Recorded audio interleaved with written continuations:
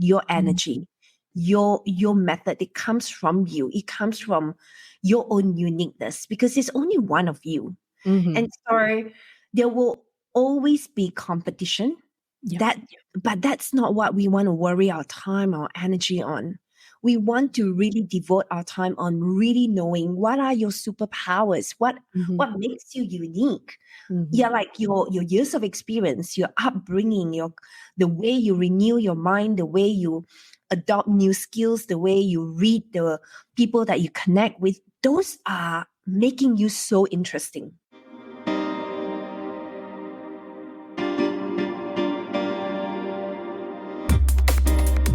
Welcome to the Communication 24/7 podcast, where we communicate about how we communicate. I'm your host, Jennifer Furlong.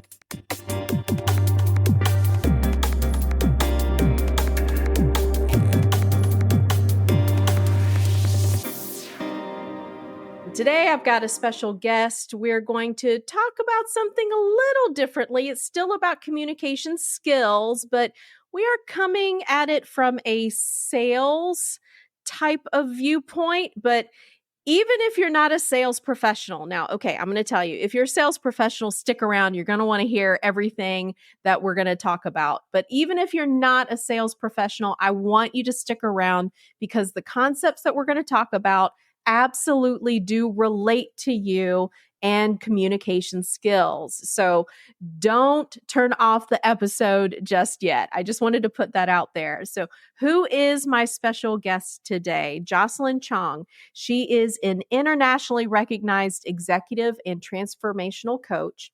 She's a 4-time #1 international best-selling author, a global speaker, and she also has her own podcast. So we'll ask her about that a little bit later on as well. She helps ambitious service-based entrepreneurs and executives get unstuck in their businesses by mastering their mindset to increase their sales results and live their fullest potential. I think we all would like to be able to find a way to live to our fullest potential. Another reason why I want you to stick around. She is a heart-centered entrepreneur, a compassionate and resourceful person who thrives on human transformation and loves to help others to create a life by design.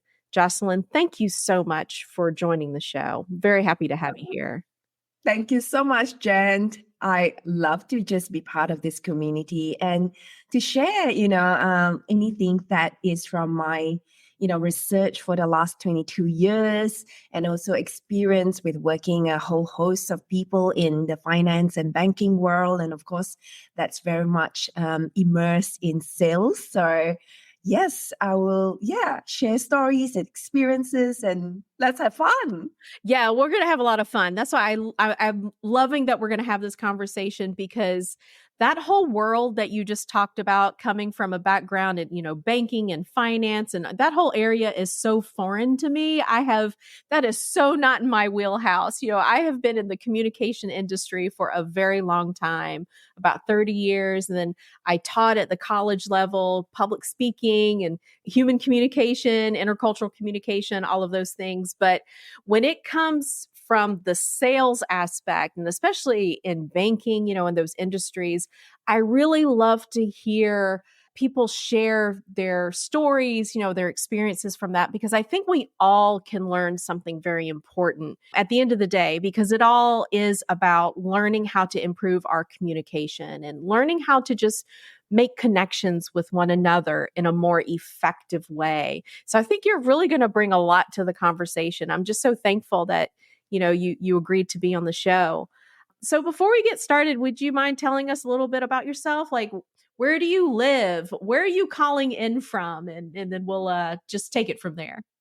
Absolutely. So, hello, everyone from Melbourne, Australia. So, I'm based in Australia. I was formerly born and raised in Malaysia, and I left when I was 17 to pursue my education in Australia.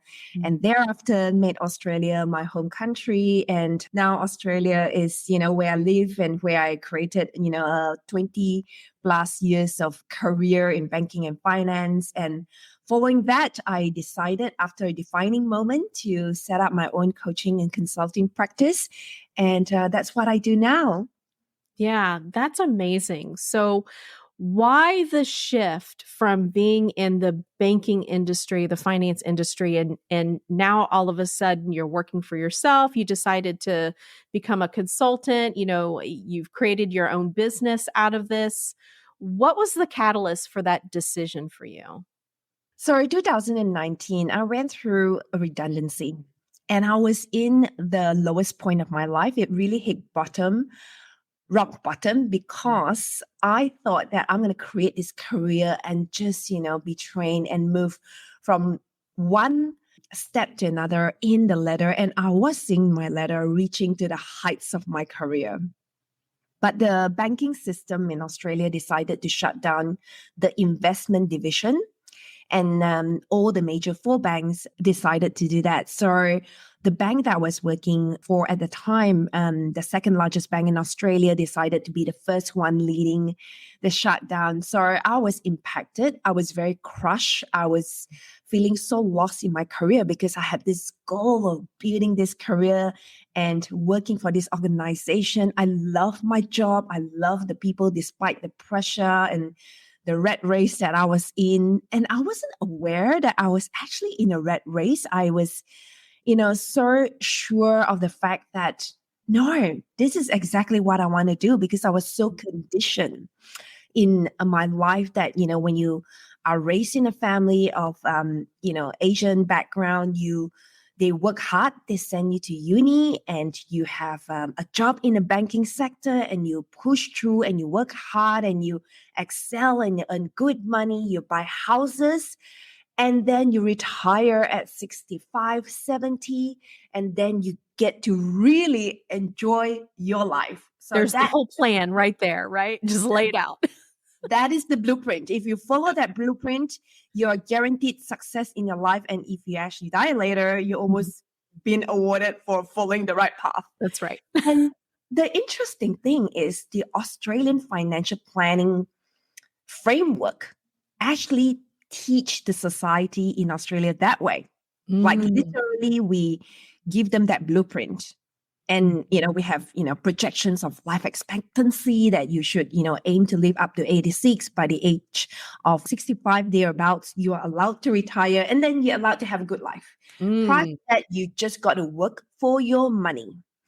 And so I was kind of like teaching the clients that way, because that was the philosophy, the guiding principles that we were taught in financial planning. But I also knew my inner voice kept telling me that there's something more than this. It can't be just this blueprint only. Why?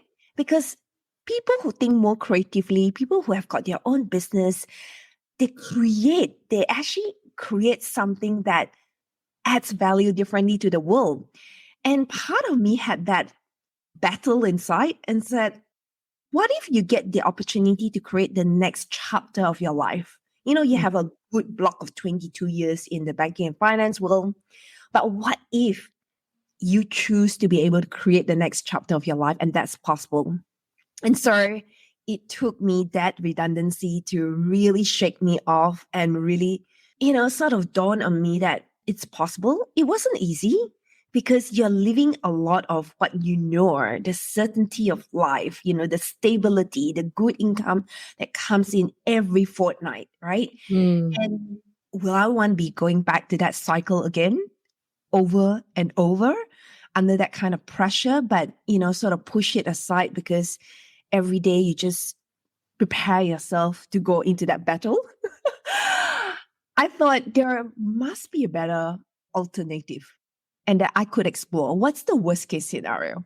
Like, what would be the worst case scenario? I don't know. Maybe because I was, in my late 30s at that point in time, you kind of have a bit more life experience and you go, well, I have enough life experience. And I thought, if it's the worst case scenario, then at least I will go back to, explore corporate jobs in different ways. But I attempted and took that risk and created that business. And throughout COVID, it had worked really well for me. So I think COVID had really been such a blessing in a way that during lockdown, I get to build relationships with people globally. And Mm. that opened up a lot of doors and opportunities for me. Yeah. There are a couple of things I wanted to touch on as you were sharing your story. One of them is what a fantastic example. We have this idea of how we think our life is going to go. And then something's going to happen to rattle us, right? It's going to shake things up. But you shown some resilience in that, hey, you know what? There's something else that I can do, right? And what's the worst thing that could happen? I love that attitude. It reminds me of a quote. It's one of my favorite quotes. I have it hanging on my refrigerator right now, and it says, "Jump and the net will appear." And that's what it reminds me of. It's like, we got one shot at this. Do it. And what is the worst case scenario? Well, I mean, life is one big experiment, right? And so if this doesn't work, we're going to try something else out, and hopefully that next thing will work. I just love that positive attitude, that mindset to just kind of go after it, because if you don't, I mean, what's going to happen, nothing if you don't try it. But if you do try it, yeah, what's the worst case scenario? But what's the best case scenario? Also, I think that's a question we have to ask ourselves. The second thing that I wanted to touch on as you were talking, and you brought it to my attention, is that starting your own business, in the age of COVID, I've heard a lot of entrepreneurs talk about this. We were all online beforehand, but really COVID just kind of pushed it into hyperdrive, didn't it? It kind of helped everyone just become more comfortable reaching out to others across the world. I have relationships with people from all over the globe. I don't think otherwise I would have even had the opportunity to meet. So can you talk a little bit about that aspect as well? As you're starting your business, what did you do to reach out to people? How did you begin to form those relationships? Yes. So what I did was, March, if you remember, 2020. And there was an announcement, and I remembered in Australia, where I live, the Grand Prix was about to take place 2 days before that. And at the time, we were one of the companies, the boutique companies that I was working for at the time. I remembered they were like announcing that, you know what, we might have to put on hold or stop, Grand Prix for this disease that's just been announced by United Nations that, Mhm. it's going to impact the world. It's like, okay, that's big, all right? Sounds And pretty then serious. Yeah. you have to pull the pin. I was like, okay, that's real. Okay. And so I thought to myself, well, that's really interesting. But at that point in time, I already had set up my business. I started it as a side hustle. Okay. And I went to work for an organization with a goal to buy a part of the organization and take it over after 12 months. So the goal was a pathway towards, setting up that business. And it was so interesting. I thought I wanted to learn everything I could from an online perspective. And Mhm. my mind was so hungry.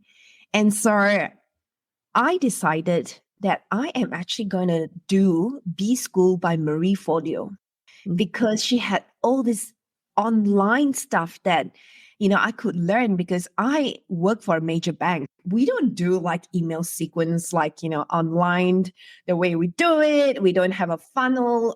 We pretty much have such a huge organizational structure that our systems has already been embedded. There's no such thing as like creating that funnel to that Mhm. level, to that detail.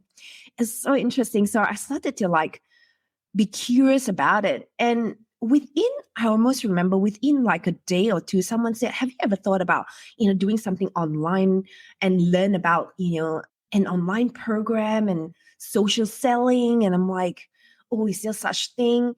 Because prior to that, I knew that a lot of people already do the lifestyle of traveling as a digital nomad and having Mhm. a coaching and consulting business, right? I sort of kind of followed people who are like doing that lifestyle kind of business. And I thought, oh, that's really fun. That might be something that I want to explore and consider, but I needed to know the behind the scenes.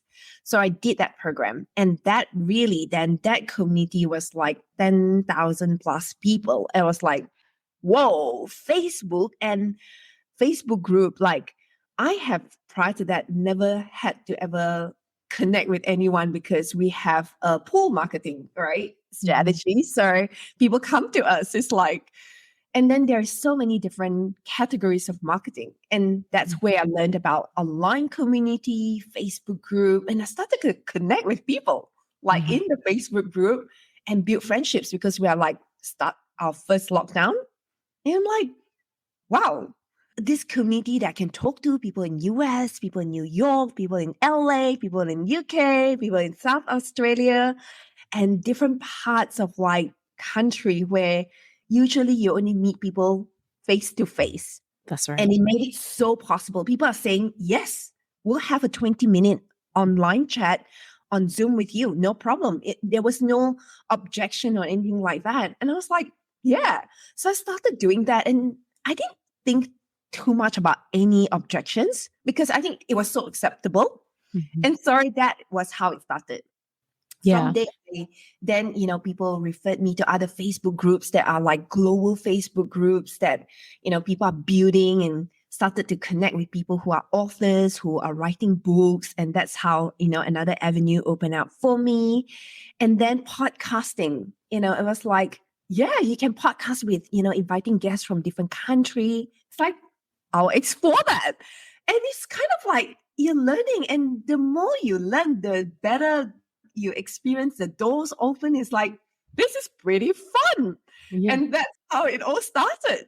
It wasn't like overthinking or anything like that. It was just, that sort of door started to open. Yeah. Yeah, I think because you approached it from a place of curiosity, right? You just kind of, hey, let me try this out and see who I can meet. And I have no idea what's going to happen, but let's see who's in these groups. Who are these people, and let me learn.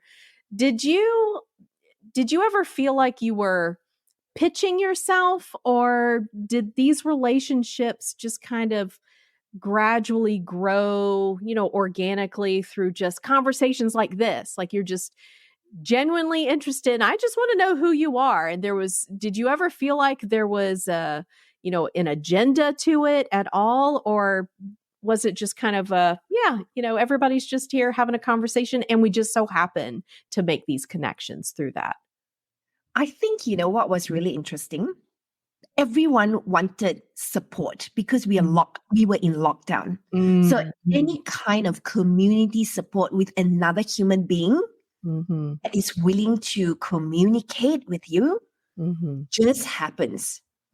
Like that's all. That's the main thing. I think people were looking for support at that point in time. And that if I can just connect with another human being, although physically I'm in lockdown, but in my lockdown, I still can connect with another human being. It was that comfort. It was that ability to, share. And I think because everyone globally was going through that and don't know what is going to happen next, the uncertainty, whatever that we can actually speak to one another.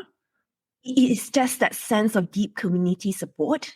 That was what I felt. And then people were very willing to share. Yeah. Like it was like, I knew you, Jen. You were like my next door neighbor. Right. Like now you're in a different country, but I don't think that way. I just think like we're just a global community. And also I think I've always had that global mindset, and that just made it happen quickly for me because of COVID. Yeah. I always wanted to see things from a global perspective, but didn't know the how. And with Zoom, it made it so easy for us. And then when you're part of very thriving and flourishing community that at the time I was going through the program, and from that program, it led me to, new maybe accountability groups that we're part of, and then they might go, hey, join another women's group, join another networking group.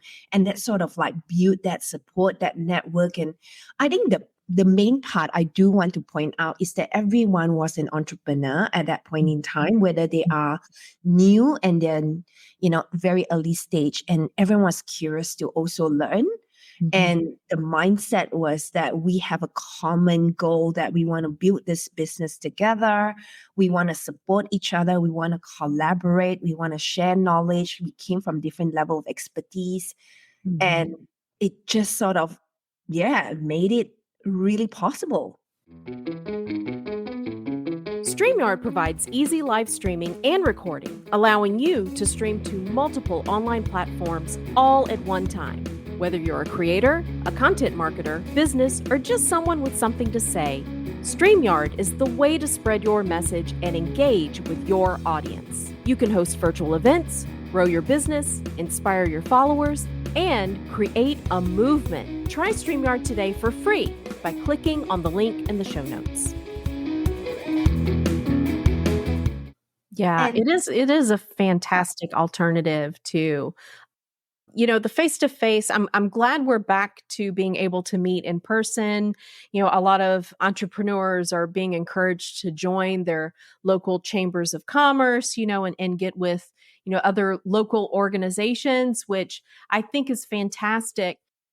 But there's something about meeting in an online group that for me, it really has been fruitful in the relationships I've been able to develop. I've gone to the face-to-face things and I've made, a couple of acquaintances from them.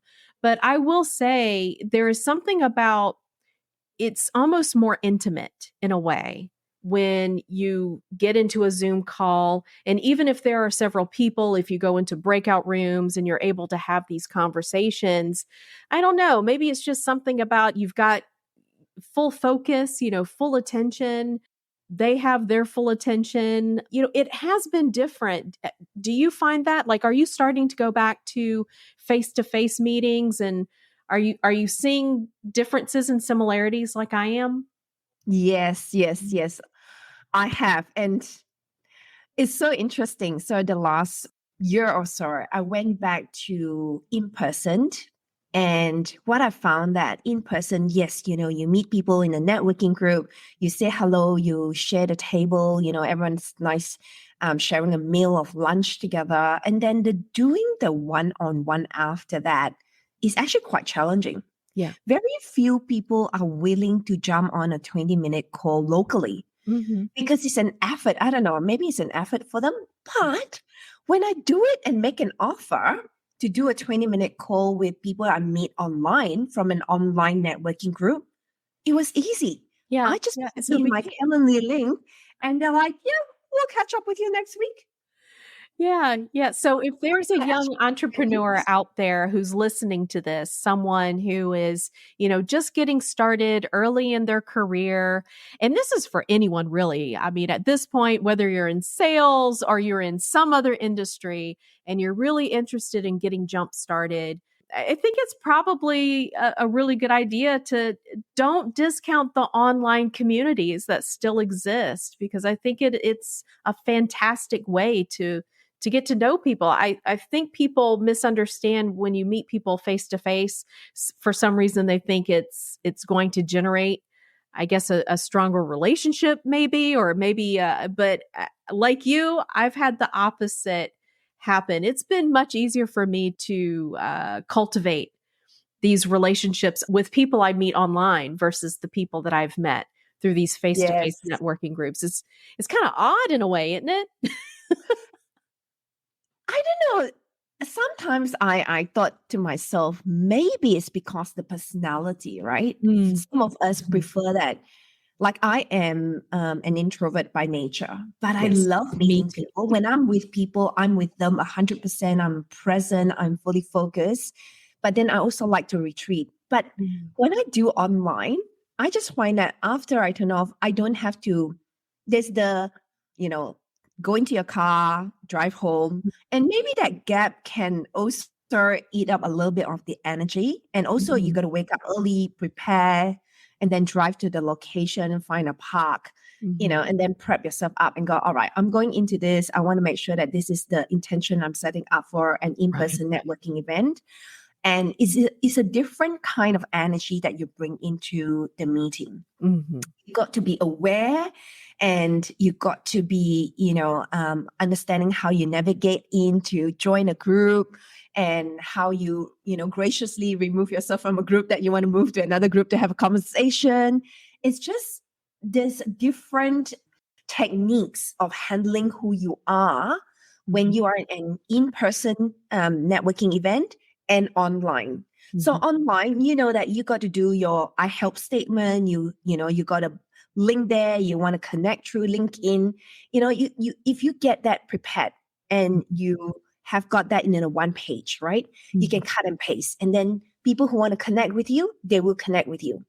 But on the other side, you find that you got to give business card, invite, and there's no right or wrong. I think ultimately is to know what works best for you. And for me, because I am building a global community, so I found that, connecting with people online and in person, I don't do as much as I used to do before COVID. But online, I just find that people are so much more vulnerable to share the stories, the insights. Is just people are just so much more comfortable to share. Maybe it's in the comfort of their own home. So it's that security, that stability, and that you're not in a foreign location like a cafe and you're trying to, understand yourself, because it's a different level of self-awareness when you walk into a group and you're like, okay, which group? Your brain will go,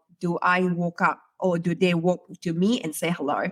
It's all these minor subtle differences, but also people judge differently when you're in an online networking group and offline networking group. So offline, people will be like, all right, looking at how you dress, right? And whether they will be more comfortable to walk up to you and say, hello, Jen, That's this right. your first time? Whereas online, you are in a 2D, you are communicating in a breakout room. Everyone gets, 2 minutes to talk about, what they do, who they like to be referred to. It's a very different focus. It's more strategic. And then after that, you want to catch up. Whereas on offline, there's more conversation, but it's a different way. And I feel like it takes longer to deepen the relationship on an offline networking group. There's more things that people already judge when you walk in, or when, the subconscious judgment, right? They say you make impression within 7 seconds. And so the body language plays such an important part, right? And in fact, it's actually walking in even before you say anything. And if you know the breakdown of like 55% is your body language, who you are, the brand that you are. And then 38% is your tonality when you speak to them. And then 7% is just your words. You could go in and say, hi, I'm Jocelyn Chong. I'm new here today. Or you'd be like, hi, I'm new here today. Completely different. That's right. And, That's right. like you're hoping that someone would come and make you feel welcome. Or you could walk up to them and say, I'm new here today. I'd love to, get to know a few more of you. This is my first visit. Tell me what you do. So different. But that example I've just demonstrated requires a lot of confidence. I know that because I had, in my previous workshop that I led in person, I actually did an activity for people to really get comfortable to just do that segment. And people are like, I thought about it a million times, but gee, when we do it, the activity, it takes a few practice to get comfortable with yourself, your posture, the way you walk up to it, the way you go, I'm in my authority. I'm here to serve. It's a very, very different mindset and different energy that you carry. Yeah, you have to prepare in different ways.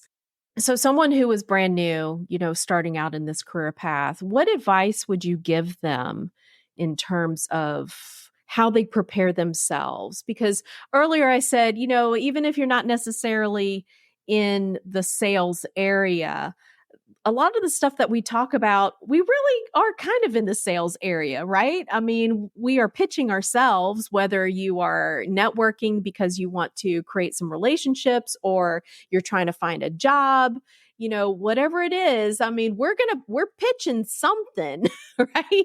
So we may not want to, call it sales. And we'll talk about that in a few moments, like some of the negative things that people think about the word sales.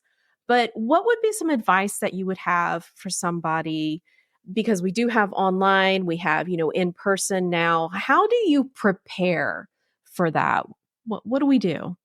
So the first thing that you want to prepare in terms of sales is to, number one, define what sales means to you. Now, here's the thing. A lot of us think about sales because books and society and systems and media taught us sales is like car salesmen. They are very salesy, they're pushy.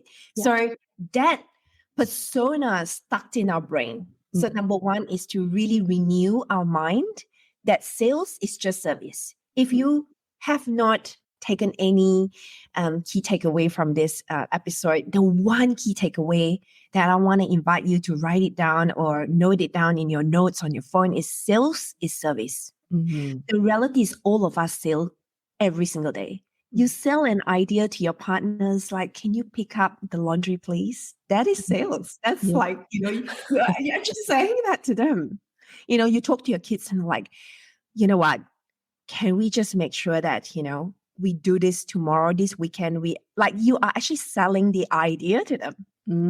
Okay. So sales is service. And if you think that sales is service and you're coming from a place of total service, as in the best interest of the other party, you can't ever go wrong because you're coming from a place of integrity. You're coming from a place of unconditional love. You're coming from a place that I am going to help you be better than I have found you. Think about that language from sales and redefine it. And this is how I teach my clients and help them understand that sales is different from how they thought and how the systems, the media, the society has taught them through generations to come that sales is transactional, is salesy, is icky. Then think about just sales. I'm serving someone. I really love that. It reminds me, I've been teaching public speaking for a long, long time, about 18 years now. And that's one of the things that I talk about early on is you have to remain audience focused, remain audience centered. You really have to think about what is the message that you're sending and how are they going to be able to relate to it. So you want to tailor that message to that particular audience so they can get it. They can understand why it's important to them to hear this. So I'm hearing something similar from you. In sales, it's not, don't think about it as sales. You're being of service, and think about how that your being of service is going to help them, by remaining focused on them. Yes. That's fantastic. That's wonderful. So you've been in the industry for some time now. Have you seen some important changes over time? Like, do you think that the industry itself has evolved? Do you think the people who are gravitating toward, being in the sales industry, have they evolved? What are some of the things that you have noticed, I guess, over over time? So sales is always around us. It is everywhere, every day, whether it's coming to you from an ad, whether it's coming to you from an email, whether it's coming to you from a friend who say, hey, you know what? I've just gone to the best cupcake shop you should go to. That is sales. That's really sales, right? And my dad is so funny. Like recently, he's just into testing a lot of tequila. He was selling the idea to me. This brand is really good. I was almost so convinced that I would buy because I'm let me try that out. It's like, this is such a good brand, man.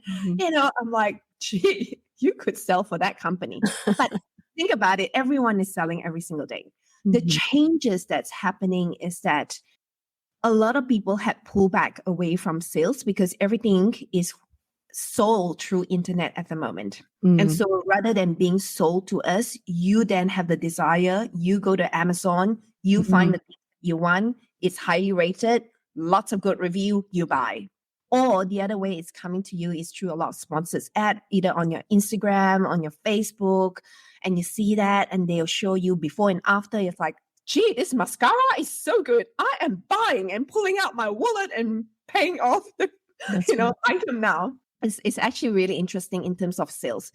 So the art is at the moment, whatever that we are talking about, sales is still a very, very lively topic. And a lot of people are still learning the art of selling. And a lot of selling that we need to learn in the new generation of thinking is that sales is service. If you come from a place that you want genuinely that person to upgrade their skill, really improve, their life because you're helping them understand maths better and you're a tutor, or whether you are helping them in a way that their kids can swim better because they go to this coach.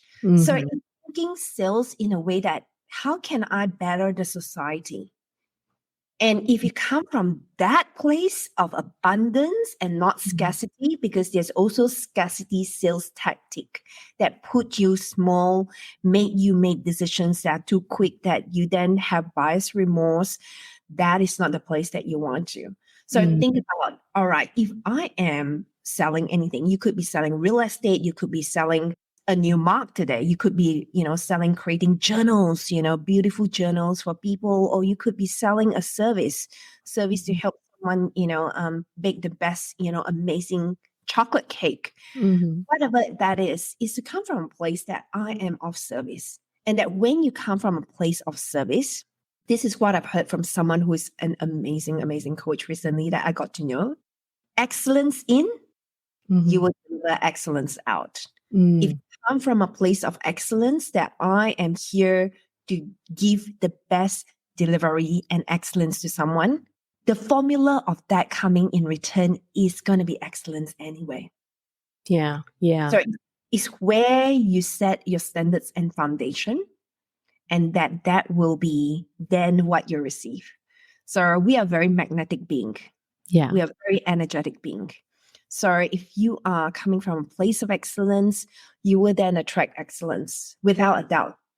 That is the secret formula. That is really the secret formula. So let's say I've got my service, or I have the product, whatever it is, that I'm selling. And it's so crowded these days. We get inundated with so many messages through, like you were saying earlier, whether it's through email, or advertisements, you get on the internet, you're watching television, you're listening to podcasts like this. If you have this excellent message and you are confident that you are keeping your audience in mind, and that you want to be of service, you have this amazing thing that is going to benefit. How do you cut through the noise? What do you do in order to differentiate yourself from all the other noise that's out there? Yes. Very, very good question. The best and only way to really cut through the noise is to be yourself 1000%. If you want to follow or model after someone's success, you want to make sure that modeling, you have got 100% of your own print, your energy, your method. It comes from you. It comes from your own uniqueness, because there's only one of you. And so there will always be competition. But that's not what we want to worry our time, our energy on. We want to really devote our time on really knowing what are your superpowers, what makes you unique. Yeah, like your years of experience, your upbringing, the way you renew your mind, the way you adopt new skills, the way you read the people that you connect with. Those are making you so interesting. And so the more you dig deep and stay on your own lane, that is how you're going to stand out from the crowd. If you are feeling stuck or disappointed with where you are personally or professionally, and you want to level up your life, then I have a book for you. It's called Cracking the Rich Code and is a #1 Amazon International bestseller. I, along with a group of diverse experts from around the world, have teamed up to provide you with powerful strategies and insights that will help you achieve greater success. This book offers some valuable entrepreneurial insights that will strengthen your life, your business, and your effectiveness overall. Use the code podcast and get a 20% discount when you order from my website, www.communication247.com. Because there will be always people that will compete. And if you devote time on working out what your competitor is doing, that block of time, why not turn it around and use it to go, how can I dig deeper? Why am I so unique? What is it that is this burning desire of mine, creating this offering and wanting to put it out to the world? Like, go deep, like discover yourself even more, because the more you know about who you are, the more you can give to the world. It's not the more you know about someone else. It's actually the secret here. Like, I'm telling you, like, deep quality secrets. Yeah. Get to know who you are. People want to know who you are. Don't play small, because a lot of people are playing small because a lot of people will look at someone else and go, oh my God, they post that amazing travel now. Which beach that I need to go and make that picture so that I'm equally as popular and cool and, then I can post it. Nah, just be who you are and know that, you don't have to post that, travel experience in some amazing beach down Bora Bora. Like, Right. one is yours. Like, it's really important to come back to studying about you, studying about who you are, your personality, your behavior. Remove all the false beliefs that you've been carrying, right? We all over the years have got different false beliefs that we tend to carry. And the more you remove them, the more you allow your mind to be renewed, the better you're going to show up. That just, nobody can compete with that, because when you invest in that, you're going to serve at the highest level. I can definitely see that, because when you think about it, when we purchase products or we want to spend money on, a coach or a therapist, whatever it is, whatever kind of service industry, fill in the blank, someone to take voice lessons from. It's really not the product so much or the service itself that you're really buying it because of the person that you're buying it from, right? So the brand. I've heard a lot of people in the industry say that, whatever the product is, there's that brand, your company is the brand, but then there's also you as the brand. And that's who people are going to navigate, they're going to naturally navigate toward. That's what's going to make them want to purchase your product or to purchase your services, because they like you and what you stand for, what you represent. So that's a really interesting way to look at that, to focus on yourself and think about, why would they want to purchase that service or that product? Let's face it, we could probably get it from anywhere, right? So why would they want to purchase this from me? What am I bringing to the table? I really love that, that thought process of developing yourself. And that's really closely aligned to what I talk about with communication skills as well. Peel back those layers, learn who you are. And that way you can, it's going to help you better create those relationships and maintain those relationships in the long term. If you can just be your authentic self, just be you. And then the right people will stick around, right? The right people, you'll make the relationships and they're going to be the ones who want to stick around. Yeah, I really like that. So you talk about mindset. Can you tell us a little more about that? When you say mindset, kind of describe for us what it is you're talking about and how is it that can help translate to you being more successful in your career path, whether it's in sales or, really anything else? So my background has been in sales, in banking, and very much around customer service. And so those just are like every day we live, we breathe it. Mhm. And the mindset is really important. So a lot of the training that I provided to my clients or my teams in the past is that your mindset dictates a lot of what comes out from an energetic perspective when you actually work with people.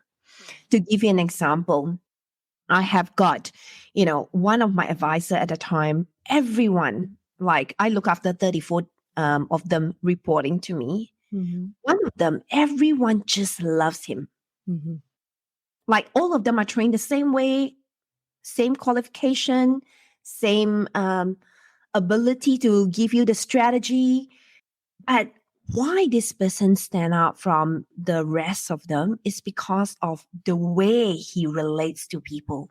Mhm. The mindset that he walks into any meeting is, how can I serve you? Mm.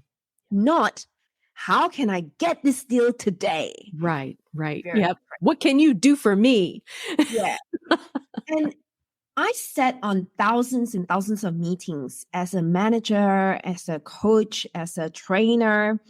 And what I noticed is that every time I sit in a meeting and observe their meeting, people who has got that agenda for themselves, the Mhm. client cannot quite pinpoint, but they know in their intuition that this person is talking about it, not for me, but for them. Mhm.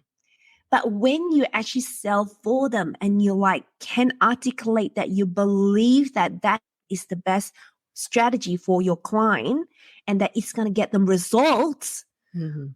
there's a different tune and the client will go, where do I sign? Yeah. Like I witnessed that so many times. Yeah. And Yeah. I have got advisors that can do 80% close rate because they just knew how to help someone. They just Mm. articulate. They know that we'll give you the value. We Mm. can really detail that, itemize that, explain that to you in a simple way. But Mhm. for those who are like self-interest, their mindset is that this month I got to make 20,000, which means this client, I got to secure it.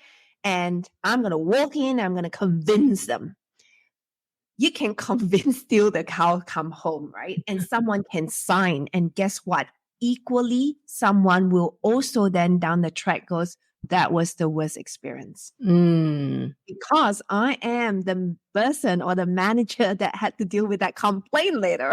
So I That's witnessed right. equally, and you go back to the files, you go back to the conversations with the client, you call the client and you ask the client, what exactly happened? And you go, yeah, it's not the first time that I witnessed that. When you lead a team, you see people in team meetings, in different events, you watch their behavior, you know how they interact. And it's like, this is for me. I'm in there for me. I'm going to make 300,000 this quarter. And sorry, this is what I'm going to champion through. And then I'm going to also then suffer from getting a lot of complaints. People who's like, you know what? It's a very forced transaction. Mm. And people are like, because they feel it's a very forced transaction, they don't stick to it. They Yeah. don't show up. They don't implement it. You can create and execute it, but the implementation is not going to stick. And Mhm. so I've also witnessed that. And so it is really important when it comes to sales mindset to really coach yourself on the right mindset before you go in. Do you believe that what you offer is in the best interest of your client? Why do you want to offer this, and how you can articulate to them in the most simplest way that it can add value to them, that their Mm. lives are better. They will get results from either, if they are in communication, they are more confident, they can actually really step up. You can see the, even if it's, service based and sometimes it's non-tangible, but you can see results. That And if it's a tangible result, you definitely can itemize and quantify the results. And so it's really important that that subtle part of any sales mindset is in the best interest of them. And you can really, really explain that in a simple way. It makes such a huge difference. But that is not written somewhere, like Yeah. in the book. That comes with knowing who you are. But I can actually say, if you believe in yourself, you believe in your product, you believe in your clients, those are the three basic fundamentals when it comes to serving others. You got to believe in yourself that you have got the skill, the knowledge, the experience, you've done your research, you know that it's in the best interest of your client. You've got to believe that, number one, in yourself. If you don't believe in what you love about the job that you're trying to help someone with, then there's, work to be done, right? Whether it's misalignment, whether you need to upgrade your skills or whatever that may be. And then you got to understand the product inside out. What is this product going to do for my client? Whether it's a product or a service, how can it benefit someone else? And then finally, you got to believe in your client, that your client is smart enough to execute it. They want the product. It is going to help them. Those basic fundamentals. Yeah, I've been on the receiving end where I've before I have felt like I was almost bullied into making a purchase, and that absolutely is not, a good feeling. And like you mentioned earlier, that resulted in, you know what, buyer's remorse. I actually don't want this, and then you make the call and you cut off whatever it is, that you just purchased. I mean, I've had that experience, and I'm sure a lot of people listening to this have had. Yeah, you do had that experience. I speak out of lots of personal experience. I can tell you all my mistakes. I call them growth mistakes. It makes me a better person, right? Yeah. So can you share, so someone who's listening and they're getting into this field, for the first time, or, maybe they've been in this field for a while. I don't know. Would you mind sharing with us maybe 2 or 3 of like your top lessons learned? I have a feeling you've probably shared a lot of them, along the way, talking about mindset and, looking at it in terms of you're offering a service, versus the sales mindset. But do you have I guess maybe just one important lesson learned, like a funny story that you can share where you're like, well, that right there is absolutely something I will never, ever, ever do again. Lesson learned. Yes. I have got so many. And I think the one that I will share today was, I had, like you all, I'm sure, make decision because it is always the glossy look, right? Shiny object, the thing that they pitch to you sounds so nice, and their words are so sweet, and then you don't go and do your due diligence. That was one of a mistake that I made. I'm like, I was so buy into their great sales page, they told me that they're gonna get me these results. But then there's certain things that like in their system that's like missing, and I kind of ignored it, and I didn't really follow. Like I had a due diligence system in my head, right? Like kind of like, all right, Dick, when you hire someone, you should have certain things. But I was so caught up in their words, in what they say, and how they present themselves. And then I went in and it was like a can of worms. And I was like, oh my God. Yes, I had a very, very expensive one. It's a 5-figure one.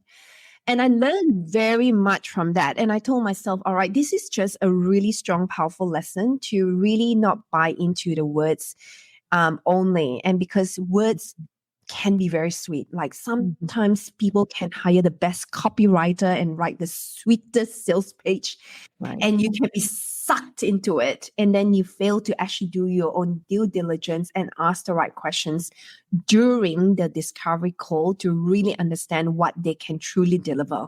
And so it's really important to take the lesson and do your due diligence for yourself. Ask. If you suss out and your instinct tell you that something is missing, something is not right, make sure that you really listen to it and honor your own instinct. So that's what I would recommend. Yeah. That's not a good feeling. We definitely don't want anybody to replicate that feeling at all. So is this what your podcast is like? What kind of topics do you cover in your podcast? Because I know we're starting to run short on time, but I wanted to just let the audience hear a little bit about, what are some of the things that they could listen to if they want to come listen to your podcast? What are some of the topics that you cover? What do you talk about? So in my podcast, it's called Magnetic Networking Accelerator. It's about magnetism and also really around a lot of people that the lessons around their own story, their own journey, how they rise through adversity, their pain points. And then I also share tips on what I noticed about sales, what I noticed about communication, visibility, and how you can really be your best self, really craft the life by design. Because a lot of us felt that externally, it's external power that caused us to do that, but it's actually internally, what we can control. Think about what can you control in order for you to move forward, right?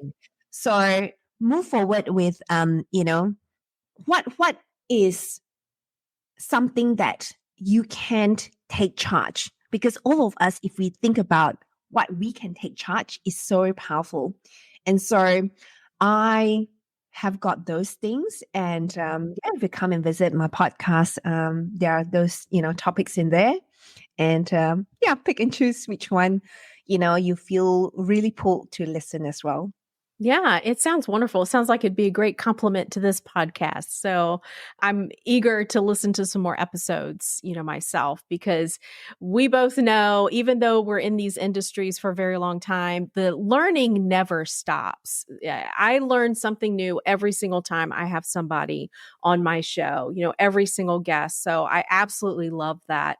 And so I'm going to encourage the listeners to also hop on over and listen to a few of your episodes, because I am certain after this conversation that they're going to get something, out of your podcast. I think it's absolutely wonderful. I really enjoyed this conversation.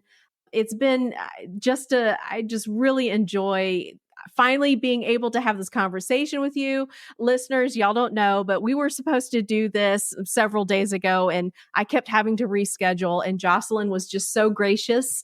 And she was like, no, it's fine. I understand things happen.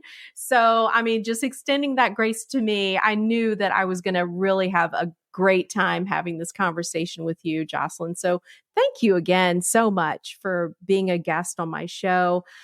How do we get in touch with you? Let the audience hear what your email. Are you on different social media platforms? What's the best way to get in touch with you? Absolutely. So a couple of ways that you can connect with me is on LinkedIn or Instagram. And I have got a gift. If you want to download a free ebook, 5 levels of things that you can do to upgrade, your success in life, just download that ebook. It's a free gift from my website, www.jocelynchong.com.au.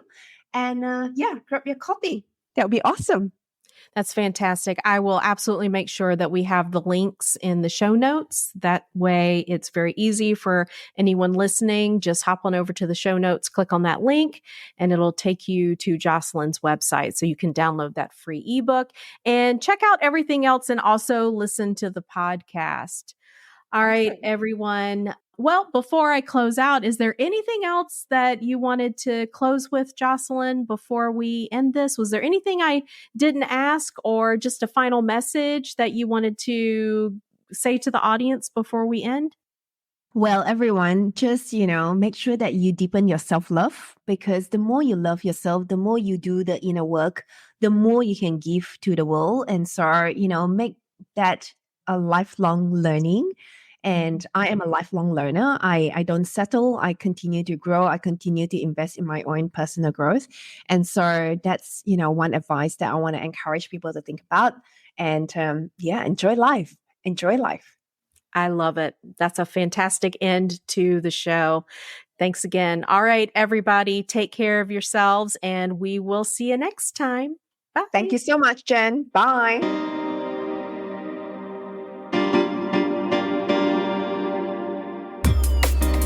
Thanks for listening. If you enjoyed this episode and you'd like to help support the podcast, please share it with others, post about it on social media, or leave a rating and a review.